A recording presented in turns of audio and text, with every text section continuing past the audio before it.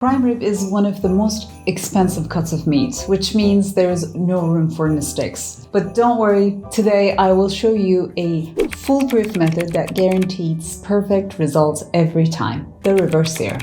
And we're not just making prime rib, we'll also whip up a savory prime rib au jus and a tangy horseradish sauce, everything you need for the ultimate feast. Whether this is your first time making prime rib or you've done it before, stick with me and I will take all the guesswork out of cooking with this show-stopping meal. First, let's talk about the method that makes this all possible.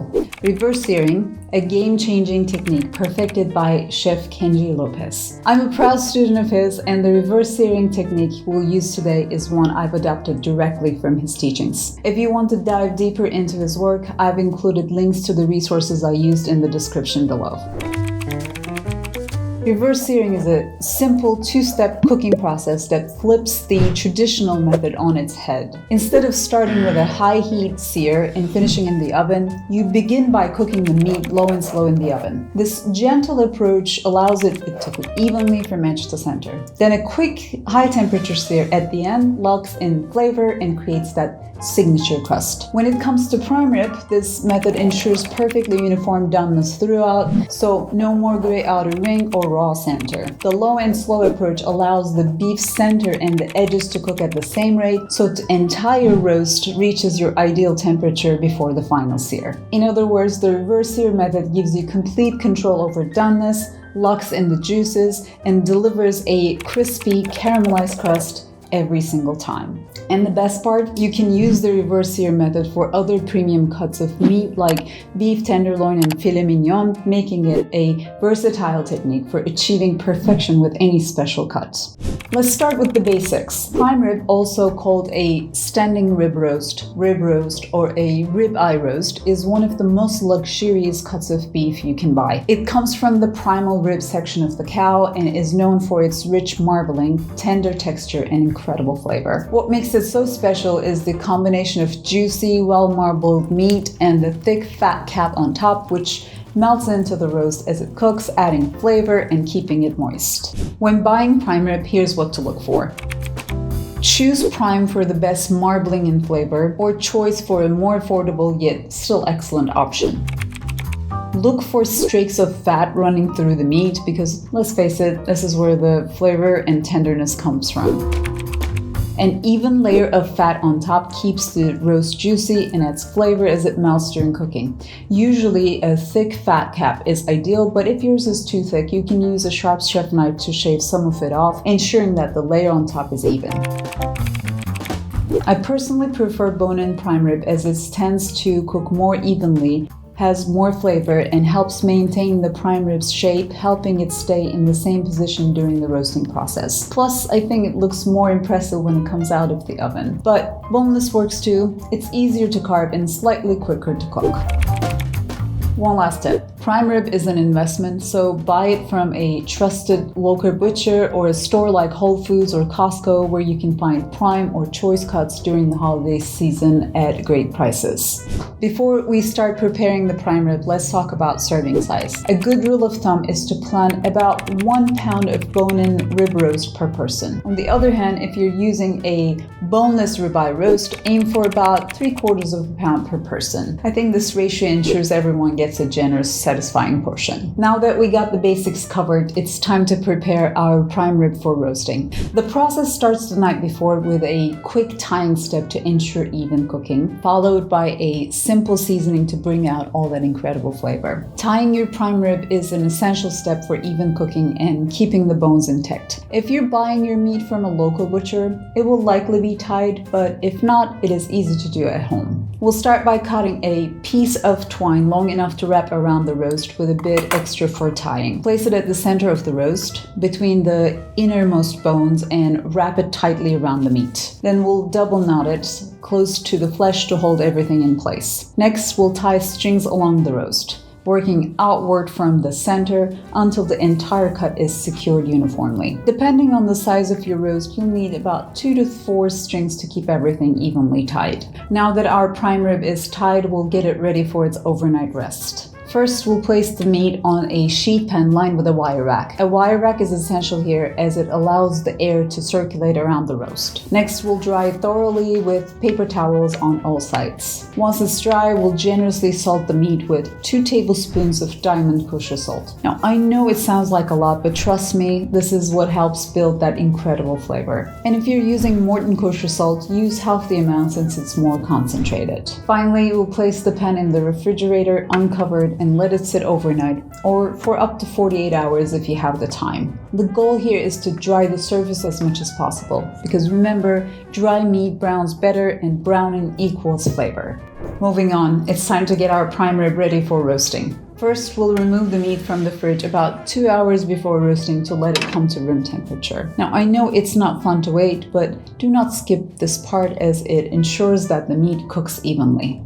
Next, we'll make our prime rib seasoning. This step is optional. You can roast it the way it is, but I like to incorporate some seasoning to make it even more flavorful. Into a small bowl, we'll combine 1 tablespoon of freshly ground black pepper, 1 tablespoon of finely chopped fresh rosemary, 1 tablespoon of finely chopped thyme, and 2 teaspoons of garlic powder. If you do not have fresh herbs, you can use 1 teaspoon of dried rosemary and thyme instead. We'll mix everything until it's evenly blended. Once the prime rib has reached room temperature, we'll pat it dry with paper towels one last time to remove any excess moisture. Then we'll coat the entire surface with the spice rub, pressing it firmly into the meat so it adheres well. Before we place the prime rib in the oven, let's talk about my favorite kitchen tool for this process, the probe thermometer. The one I love and use is rather inexpensive, and honestly, it pays for itself in peace of mind. Here's why. Once you insert it into the meat and set your preferred temperature, it alerts you the moment your roast reaches to that perfect doneness. There's no guesswork and no stress. To set it up, we'll carefully insert the probe lengthwise through the center of the meat, making sure to avoid any of the bones. This placement ensures an accurate reading of the thickest part of the roast. Next, we'll transfer the meat into a preheated 250 Fahrenheit or 121 Celsius oven and let it roast until it reaches to the set temperature. We recommend stopping about 5 to 10 degrees below your target temperature, as thanks to the carryover cooking, the meat will continue to cook while resting. Once it's done, we'll take it out and tent it loosely with aluminum foil and let it rest for 30 minutes on the counter. While it rests, we'll crank up the heat in the oven to 550 Fahrenheit or as high as your oven goes to get it ready for the final sear. Finally, we'll return the rested prime rib to the hot oven for about 5 minutes, just enough to develop a gorgeous crust. Though keep a close eye on it to avoid burning. Now let's take a moment and talk about the level of doneness. Here's a handy chart that you can use to help you cook your prime rib to your preferred doneness. The second column here represents the temperature at which you remove your prime rib from the oven after the initial searing at 250.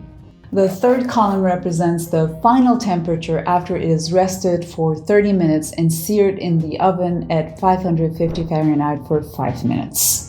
Now, I can almost hear you say, how long does this take, even if it's just a ballpark? Here's a quick chart you can use to plan. Keep in mind, however, that these are only approximate times. How long you rest your beef may change depending on your desired level of doneness, the temperature of your meat before putting it in the oven, and of course, the weight of the meat. One of the great benefits of reverse-sear method, as Kenji Lopez points out, is that there is no need to rest the meat after searing. That 30-minute resting period before the sear was all it needed to redistribute its juices.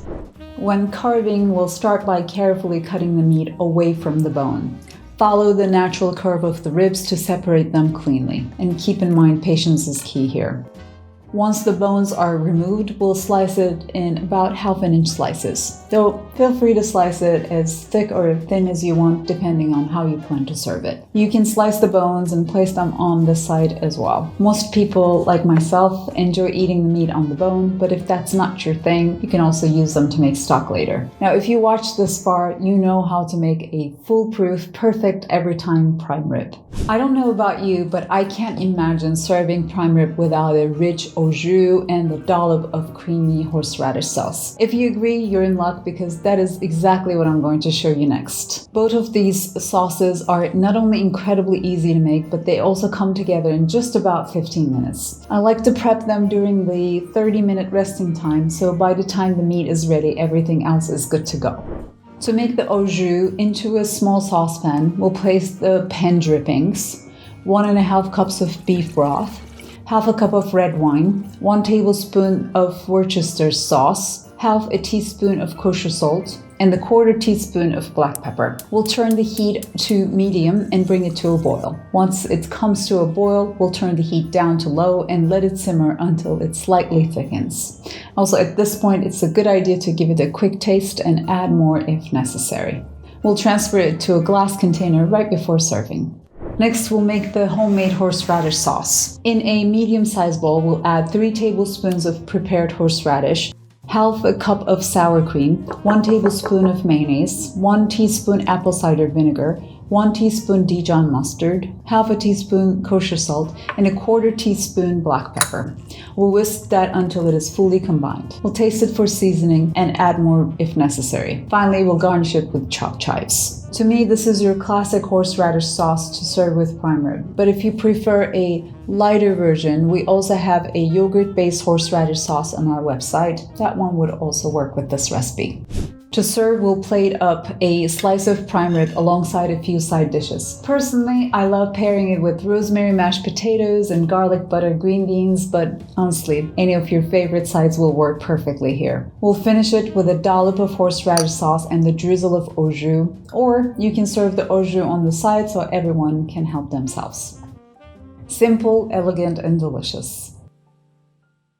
There you have it, friends. Now you know how to make and serve prime rib like a pro. You can find the link to all of these recipes in the description below. In each blog post, I made sure to cover helpful information like ingredient substitutions, storage and freezing instructions, and of course, the printable recipes. Finally, be sure to come back because next week we'll show you how to make a delicious prime rib sandwich with your leftover prime rib, of course, if there's any. Thank you so much for watching. I will see you in my next video. And we're not just going to make it onto its head. This work I have used. Oh. Can you see my face? It's time to get our prime rib. Oh, man.